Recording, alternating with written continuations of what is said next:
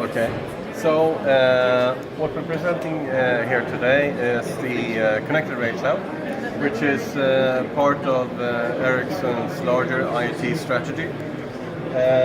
So the meaning with Connected Rail Cloud is that we aggregate a lot of data from different data sources, primarily sensors, in either trackside applications or rolling stock applications. In order for that to work, you need to have connectivity. So for that, we have a new solution called ALPS, Access for Low Power Sensors. This will be released end of the year. It utilizes LoRa as the radio carrier. LoRa is long-range radio. We're offering this as a service to our customers.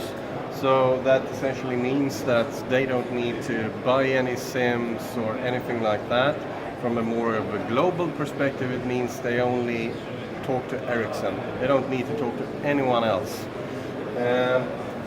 The technology enables you to have battery-powered sensors, since the technology also has some limitations when it comes to the amount of data it's allowed to send, how often, and so on. This fits a lot of different IoT applications. For this particular demo we have here, we are demonstrating current sensors that have been installed on different types of objects on the track side in a rail environment. This, for instance, is a track circuit sensor. This one is reporting some kind of malfunctioning. But the case we will go into more is showing predictive maintenance. So let's move on to the demonstration here. So here we have a map over Berlin, and we have chosen one of the point machines here. We're going into troubleshooting mode.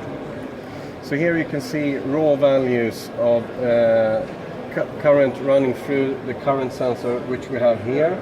This is current sensor from LEM, a Swiss company. It is connected to our prototype for a LoRa transmitter. When we go commercial with this, the sensor providers, they will have this integrated into the sensor. So to trigger a measurement, I will use this magnet. Triggering a measurement, and you will see on the screen it's reporting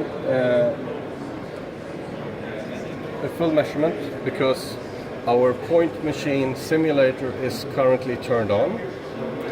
I will turn it off.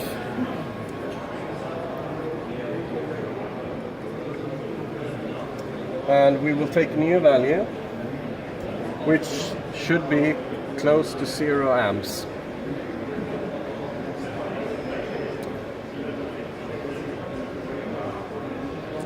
And of course it's not working right now.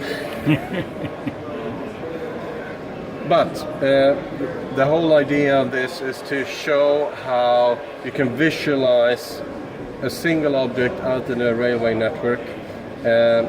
Every sensor will have a device location. You can see it on a map, or you can get latitude, longitude on it.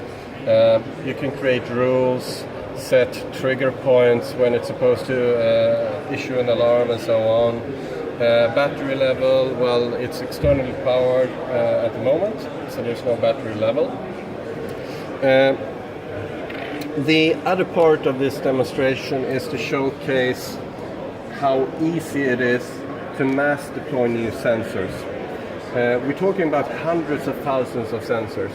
So we have developed this application that will enable the installers to install new sensors in a very fashionable way. So we have this application here. It utilizes the built-in GPS to register the location of the device when the installer registers it. So we will register a new device here. We will call it David. Then you can either scan the sensor from a QR or a barcode, or NFC, and we will use NFC because the sensor we have here right now supports NFC. So I will press the NFC button. I will then scan our temperature and humidity sensor that we have here.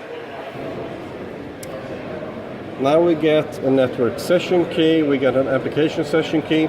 So this particular sensor has 2 different keys programmed in it, and this ensures you have end-to-end security.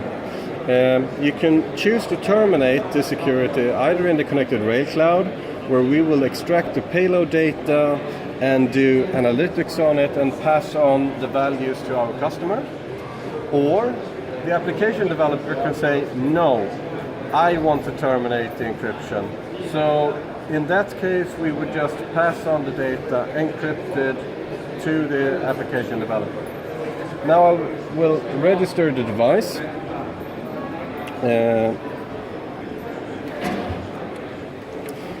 So now it's in the system, so we can look at the map, and it should, oh, here it shows up, temperature sensor. Then we will go in and take a look at it. So as you can see on the screen here, we have a sensor on the top called David. So we just provisioned that sensor. We can go in and take a look at the sensor. There's no measurements yet because this sensor only sends out information every 10 to 15 minutes. But as you can see down in the left corner, you have its name, you have the device ID, you know the latitude and longitude of it, you have a small map showing it, and no events have been triggered so far. This is just to show you how easy it is to deploy new sensors, to provision the sensors for an installer.